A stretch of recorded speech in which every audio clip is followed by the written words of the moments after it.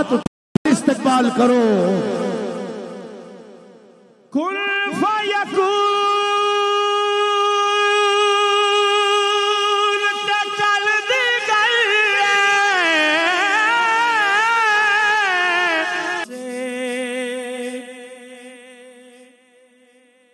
سلم علیکہ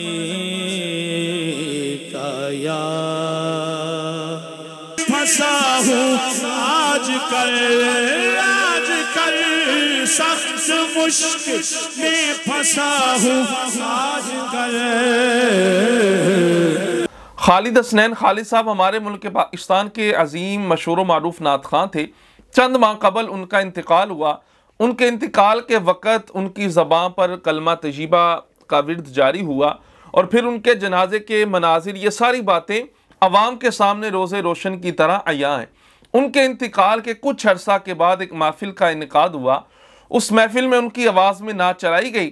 نعت کے دوران ان کی ایک تصویر جو باقاعدہ ایک فریم کی صورت میں لائی گئی اور اس تصویر کو اٹھا کر عوام اور وہاں جتنے موجود نعت خواں تھے اٹھا کے اس تصویر کو اپنے سروں پہ رکھ رہے ہیں اور پیچھے خالد صاحب کی نعت چل رہی ہے اور وہ یہ سوچ رہے ہیں، گمان کر رہے ہیں کہ ہم خالد حسنین خالد سے محبت کا اظہار کر رہے ہیں۔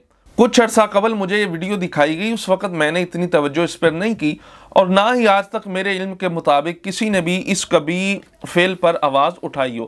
اب نتیجہ کیا نکلا؟ نتیجہ یہ نکلا، پہلے تو اس تصویر کو سروں پر اٹھایا گیا، اب ہوا یہ اس کے کچھ دنوں کے بعد پھر ایک محفل کا انعقاد ہوا۔ اس میں نقیب صاحب باقاعدہ دعوت دے رہے خالد حسنین خالد صاحب کو کہ وہ آئیں اور ہدیہ نعت پیش فرمائیں۔ ان کا تو انتقال ہو چکا تھا۔ اب ہوا کیا، اس ممبر یا اس سٹیج پر ایک صوفہ رکھا گیا اور اس صوفے پر خالد حسنین خالد صاحب کی ایک تصویر فریم کی صورت میں وہ لا کے رکھی گئی، اس کے آگے مائک رکھا گیا اور ان کی نعت چلائی گئی۔ پھر وہاں پر لوگ جو ہے ہاتھ باندھ کے کھڑے ہیں، رو رہے ہیں اور ان کی تصویر پر پیسہ نچھاور کر رہے ہیں۔ اب بد مذہب تو پہلے ہی ہمارے مسلک کو نقصان پہنچانے کے در پہ ہیں۔ اس طرح کے جتنے بھی غیر شرعی افعال ہیں ان کو روکنا یہ ہمارے لیے ضروری ہے۔ وہ تو پہلے ہی کہتے ہیں تمہارے درباروں پہ کیا کچھ نہیں ہو رہا، معاذ اللہ وہاں پہ سجدے ہو رہے ہیں، حالانکہ ایسا کچھ نہیں ہو رہا۔ بعض نذران اگر کر بھی جاتے ہیں تو ہم ان کو روکتے ہیں، ان کی مذمت کرتے ہیں، ہم ان کی جو ہے وہ تائید تو نہیں کرتے۔ بہرحال اس طرح کے اگر نئے نئے کام جو ہے اہل سنت کے اندر رائج کر دیے جائیں تو اہل سنت کو اس کا بہت بڑا نقصان ہوگا۔ اس پہ ہمیں آواز اٹھانی یہ ضروری ہے اور میری ان باتوں پر کوئی مائنڈ بھی نہ کرے، غصہ بھی لوگ بہت جلدی کر جاتے ہیں۔ بھئی بات یہ شریعت مطہرہ مقدم ہے، شریعت کے احکامات کو اگر ہم پس پشت، حق جو ہوتا ہے نا، حق یہ ہمیشہ کڑوا ہوتا ہے، کڑوا تو ضرور ہوتا ہے مگر حق بات کا فائدہ ہوتا ہے، اس کو قبول کرنے میں دیر نہیں کرنی چاہیے۔ اب یہ کہا جاتا ہے یہ جو سارے افعال کیے گئے، یہ سارے کام کیے گئے، وہاں پر تصویر رکھی گئی فریم کی صورت میں اور پھر آگے مائک رکھ کے جو ہے نعت شریف پڑھی گئی ہے خالد حسنین خالد صاحب کی آواز میں، یہ ان کے اصالِ ثواب کے لیے کیا جا رہا ہے۔ بھائی یہ اصالِ ثواب ہرگز نہیں ہے، مزہ تو تب ہے آپ خالد حسنین خالد صاحب کی طرح ایک مدرسہ بنائیں نا، اس میں دین کی تعلیم کو عام کیا جائے، مدرسہ بنائیں ان کے اصالِ ثواب کے لیے، پھر تو ہمیں پتہ چلے کہ آپ ان سے سچی محبت کر لیں۔ مزہ تو تب ہے نا، خالد حسنین خالد کے چہرے پہ داڑھی تھی، سنت رسول تھی، مزہ تو تب ہے ان کے اصالِ ثواب کے لیے، ان سے محبت کے اظہار کے لیے اپنے چہرے پہ سنت رسول کو سجایا جائے، نہ کہ ایسے افعال کیے جائیں جو کہ خود گناہ ہیں اور گناہ کبیرہ ہیں اور ان کو ثواب سمجھ کر پھر ان کو اصالِ ثواب کے طور پر کرنا، یہ کام کبھی بھی اسلام اس بات کی اجازت ہمیں نہیں دے گا۔ اصل میں اس کام پر شروع سے ہی قابو پا لیا جاتا نا تو اتنے نقصانات نہ ہوتے۔ ہمارے علماء یقیناً محافل کے اندر جو فلیکسز لگتی ہیں، جو محافل کی تشہیری مہم ہوتی ہے، اس میں تصویروں کی برمار ہوتی ہے۔ ہمارے علماء سنجیدہ فکر یقیناً عوام کو منع کرتے ہیں مگر عوام رکتی نہیں ہے۔ اب بات وہیں تک نہیں رہی، بات وہ فلیکسز اب مساجد کے اندر بھی لگ رہی ہیں۔ مساجد کے اندر باقاعدہ آپ وضو خانے پہ دیکھیں فلیکسیں لگی ہوتی ہیں، اس پہ باقاعدہ تصویر ہے، جاندار کی تصویر ہے، انسان کی تصویر ہے اور پھر علماء کی تصویریں۔ اب میں آگے ساری باتیں عرض کرتا ہوں، لوگ سمجھتے ہیں یہ کون سا کسی سنگر کی، کسی گلوکار کی تصویر ہے، اور بھائی کسی پیر یا نعت خواں یا کسی خطیب کی، کسی عالم کی تصویر، یہ اس سے زیادہ بڑا گناہ ہے۔ میں آگے ساری باتیں عرض کرتا ہوں۔ اب اس سے روکا جاتا تو آج یہ نوبت پیش نہ آتی۔ اب اسے علماء روکتے ہیں مگر عوام سمجھتے نہیں ہے۔ اب معاملہ کس حد تک بڑھ گیا ہے؟ اب ممبر رسول پر وہ حقیقت کے اندر جو سٹیج ہے محفل کا وہ ممبر رسول کے مترادف ہے، اب اس پر آپ ایک ناجائز عمل، ایک حرام کام جو تصویر ہے اس کو رکھ کے اب آپ اس کی تعظیم کریں، اس کے سامنے ہاتھ باندھ کے کھڑے ہیں، رو رہے ہیں، کبھی اس کو سر پہ اٹھا رہے ہیں۔ بھائی پہلے تو تھا چلو فلیکسز لگ گئی ہیں، اب معاملہ اس سے آگے بڑھتا جا رہا ہے۔ یہ میں قرآن پاک کی ایک آیت مبارکہ آپ کے سامنے رکھتا ہوں، سورہ نوح آیت نمبر 23 ہے، اللہ ارشاد فرماتا ہے وَقَالُوا لَا تَذَرُنَّ آلِهَتَكُمْ وَلَا تَذَرُنَّ وَدًّا وَلَا سُوَاعًا وَلَا يَغُوثَ وَيَعُوقَ وَنَسْرًا۔ قوم نوح کے جو مالدار لوگ تھے نا وہ غریبوں سے کہتے تھے کہ تم اپنے خداؤں کو نہ چھوڑنا جن کے یہ نام آگے ذکر کیے گئے، ود، سوا، یغوث، یعوق اور نصر۔ یہ میرے سامنے صحیح بخاری شریف ہے، اس کی جلد نمبر 2 ہے۔ اسی آیت مبارکہ کی تفسیر کے اندر ایک حدیث پاک ہے جو میں آپ کو پڑھ کے سناتا ہوں۔ اپنی طرف سے ایسی باتیں اگر کی جائیں نا تو عوام بعض اوقات جو ہے وہ غصہ کھا جاتی ہے، تو اس میں غصے والی بات کوئی نہیں ہے۔ یہ آپ کے سامنے بخاری شریف ہے، یہی باب ہے، باب ودا ولا سواع ولا یغوث ویعوق ونسرا۔ اسی آیت مبارکہ سورہ نوح کی آیت نمبر 23 کے تحت یہ باب ہے۔ اسماء رجال صالحین من قوم نوح فلما ہلکوا اوحى الشیطان الى قومهم ان انصبوا الى مجالسهم التي كانوا يجلسون انصابا وسموها باسمائهم ففعلوا فلم تعبد حتى اذا هلك اولئك وتنسخ العلم عبدت۔ خلاصہ یہ ہے حضرت نوح علیہ السلام کی قوم کے نیک مرد تھے، اسماء رجال صالحین، نیک مردوں کے نام تھے۔ یہ ود، سوا، یغوث، یعوق، نصر، یہ سارے کے سارے جو ہیں حضرت نوح علیہ السلام کی قوم کے نیک آدمی تھے۔ جب ان کا انتقال ہو گیا، جس جگہ وہ بیٹھتے تھے ان کی قوم نے اس جگہ پر جو ہے، اب یہ غور کرنے والی بات ہے، جس جگہ وہ نیک لوگ بیٹھتے تھے، آپ نے بھی اس صوفے پر جو ہے تصویر رکھی ہوئی ہے کہ یہاں خالد صاحب بیٹھا کرتے تھے، اب جس جگہ وہ بیٹھتے تھے وہاں ان کے مجسمے بنا کر رکھ دیے اور ان مجسموں کے ان کے نام پر جو ہے ان بتوں کے نام رکھ دیے۔ پھر ہوا کیا؟ لوگوں نے ان کو صرف محبت کی نگاہ سے دیکھا۔ یہ لکھا ہے باقاعدہ، حدیث کے الفاظ ہیں فلم تعبد، اس کی عبادت نہیں کی جاتی تھی۔ نقصان کیا ہوا؟ جب اس پہ بند نہیں باندھا گیا، نقصان یہ ہوا جب وہ سارے لوگ فوت ہو گئے، ان کے بعد جو نئی قوم آئی نا انہوں نے دیکھا کہ یہ تو بڑی جناب قابل تعریف اور قابل عزت اشیاء ہیں، انہوں نے انہی مجسموں کی عبادت کرنی شروع کر دی، پوجا کرنی شروع کر دی۔ یہ پوجا کی جو ابتدا ہے، بتوں کی پوجا کی ابتدا، یہ انہی تصویروں کی وجہ سے ہوئی ہے اور کسی گناہگار نہیں، نیک لوگوں کے مجسموں ان کی تصویروں کی وجہ سے ہوئی ہے۔ تفسیر روح المعانی کو پڑھیں آپ، اسی جگہ سے اسی بات سے ملتی جلتی بات لکھی ہے کہ ان کی نیک بندوں کی تصویر کو عبادت گاہوں میں رکھ دیا جاتا تاکہ، اب یہ غور کرنے والی بات ہے، تاکہ ان نیک لوگوں کے مجسموں کو دیکھ کر ان نیک لوگوں کی یاد آئے۔ ان کی عبادت نہیں کی جاتی تھی، مگر جیسے جیسے وقت گزرتا گیا آہستہ آہستہ پھر ان کی عبادت شروع کر دی گئی۔ اب علماء نے ان آیات اور ان احادیث کو پیش نظر رکھ کے جو حکم بیان کیا ہے، دل کے کانوں سے سننے والا ہے، فرمایا جاندار کی تصویر اپنے گھر میں، مکان میں یا کسی بھی جگہ رکھنا۔ اچھا، اگلی بات پوچھی گئی، یہ ناجائز ہے، گناہ ہے؟ پوچھا گیا اگر پیر کی تصویر ہو پھر کیا حکم ہے؟ اگر کسی معزز دینی کی تصویر ہو پھر کیا ہے؟ اب کیا حکم ہے؟ فرمایا اگر کسی پیر کی، کسی ولی کی تصویر ہو، فرمایا یہ تو اس سے بھی زیادہ حرام ہے۔ کیوں؟ اس لیے کہ بتوں کی عبادت کی ابتدا اسی طرح ہوئی تھی کہ نیک لوگوں کی یاد میں لوگوں نے بت بنا لیے، پھر آہستہ آہستہ جو ہے ان کی پوجا شروع کر دی۔ تو بغیر کسی عذر شرعی کے، بغیر کئی لوگ کہہ دیتے ہیں نا پھر جب ان کو بات سمجھائی جائے، یہ تمہارے جیب میں ہی تصویر ہے، پاسپورٹ پہ بھی تصویر ہوتی ہے، شناختی کارڈ پہ بھی، پیسوں میں بھی تصویر ہے۔ بھئی یہ ضرورت ہے، علماء نے اس کو ضرورت کے تحت جائز قرار دیا ہے۔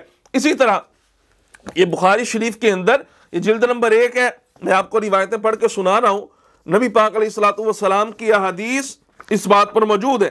آقا کریم علیہ السلام نے ارشاد فرمایا، قال اما علمت ان الملائکۃ لا تدخل بیتا فی سورۃ وَأَنَّ مَنْ صَنَعَ الصُّوَرَ يُعَذَّبُ يَوْمَ الْقِيَامَةِ فَيَقُولُ احیوا ما خلقتم۔ روایت کا خلاصہ یہ ہے، نبی پاک علیہ الصلوۃ والسلام نے ارشاد فرمایا، حدیث نمبر 3224 ہے، فرمایا فرشتے اس گھر میں اس جگہ داخل نہیں ہوتے جہاں پر تصویر ہوتی ہے، اور فرمایا جس نے کوئی تصویر بنائی قیامت والے دن اس کو عذاب دیا جائے گا۔ اللہ فرمائے گا جس کی تم نے تصویر بنائی ہے اس میں اب روح ڈالو، زندگی ڈالو۔ اسی طرح اس سے اگلی حدیث ہے، حضرت ابو طلحہ رضی اللہ تعالیٰ عنہ فرماتے ہیں میں نے نبی پاک علیہ الصلوۃ والسلام سے سنا، یقول، آپ نے فرمایا، آپ فرماتے ہیں لا تدخل الملائکۃ بیتا فیہ کلب ولا صورۃ تماثیل۔ نبی پاک علیہ السلام نے فرمایا اس گھر میں فرشتے داخل نہیں ہوتے جس میں کتا اور تصویر ہوتی ہے۔ اب یہ بخاری شریف کی روایت میں نے آپ کے سامنے رکھی، اس کے علاوہ یہ فتاوی رضویہ شریف ہے، جلد نمبر 21 میرے پاس ہے، اپنی طرف سے تو میں کوئی تبصرہ اس پہ نہیں کروں گا کیونکہ بڑی جو ہے نازک صورتحال ہے، اور حق بات جو ہے قبول کرنا اس پہ بہت مشکل ہوتی ہے، اور جو حق بات کرتا ہے اس کو تانو تشنیع کا جو ہے وہ پھر سامنا کرنا پڑتا ہے۔ تو یہ امام احمد رضا بریلوی آپ کا فتاوی رضویہ شریف ہے، صفحہ نمبر 426 ہے، جلد نمبر جو ہے اس کی 21 ہے۔ کیا فرمایا؟ فرماتے ہیں حضور علیہ الصلوۃ والسلام نے ذی روح کی تصویر بنوانا اعزازاً، اپنے پاس رکھنا سب حرام فرمایا ہے، اور اس پر سخت سخت وعید ارشاد کی اور ان کے دور کرنے مٹانے کا حکم دیا۔ احادیث اس بارے میں حد تواتر پر ہیں۔ پھر اگلے صفحے 427 پہ حدیث نقل کی، کلو مصور فی النار یجعل اللہ لہ بکل صورت صورہا نفسا۔ فرمایا ہر مصور جہنم میں اللہ تعالیٰ ہر تصویر کے بدلے جو اس نے بنائی تھی ایک مخلوق پیدا کرے گا کہ وہ جہنم میں اسے عذاب کرے گی۔ اسی طرح ابن مسعود رضی اللہ تعالیٰ عنہ آپ سے روایت ہے، نبی اکرم علیہ السلام نے ارشاد فرمایا، ان اشد الناس عذابا یوم القیامت المصورون، بے شک نہایت سخت عذاب روز قیامت تصویر بنانے والوں پر ہوگا۔ اسی طرح فتاوی رضویہ شریف کی اگر ہم جلد نمبر 24 کو دیکھیں، اعلیٰ حضرت اس کے اندر کیا فرماتے ہیں، بڑی غور سے سننے والی باتیں، امام اہل سنت یہ ہمارے لیے سند ہے، اور میں بات بھی سنیوں سے کر رہا ہوں، امام اہل سنت سے کر رہا ہوں، غیروں سے تو کر نہیں رہا۔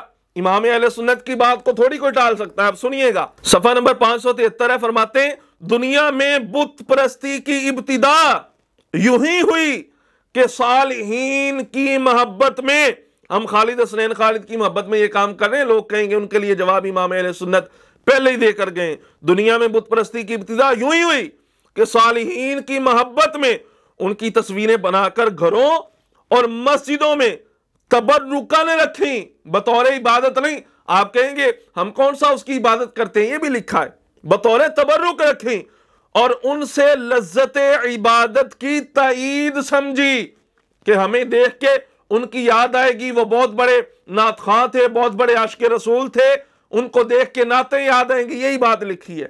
بت پرستی کی ابتدا آغاز ایسا ہی ہوا تھا کہ ان سے لذت عبادت کی تائید سمجھی، اور پھر اسی جلد کے آگے اعلیٰ حضرت کیا فرماتے ہیں، اسی جلد پر صفحہ نمبر 640 اور 41 فرمایا، بالقصد تصویر کی عظمت اور حرمت کرنا، اسے معظم دینی سمجھنا، اسے تعظیماً بوسہ دینا، چومنا، سر پہ رکھنا، تصویر اٹھا کے سر پہ رکھی جا رہی ہے، سر پہ رکھنا، آنکھوں سے لگانا، اس کے سامنے دست بستہ ہاتھ باندھ کے کھڑے ہونا۔ اب یہ امام اہل سنت کیا فرما رہے ہیں سنیے گا، اس کے لائے جانے پر کھڑے ہو جانا، تصویر آ رہی ہے کھڑے ہو جاؤ، اسے دیکھ کر سر جھکانا، وغیرہ ذالک افعال تعظیم بجا لانا، یہ سب سے اخبث، اور آگے الفاظ سنیے گا، قطعاً، یقیناً، اجماعاً، اشد حرام و سخت کبیرہ ملعونہ ہے،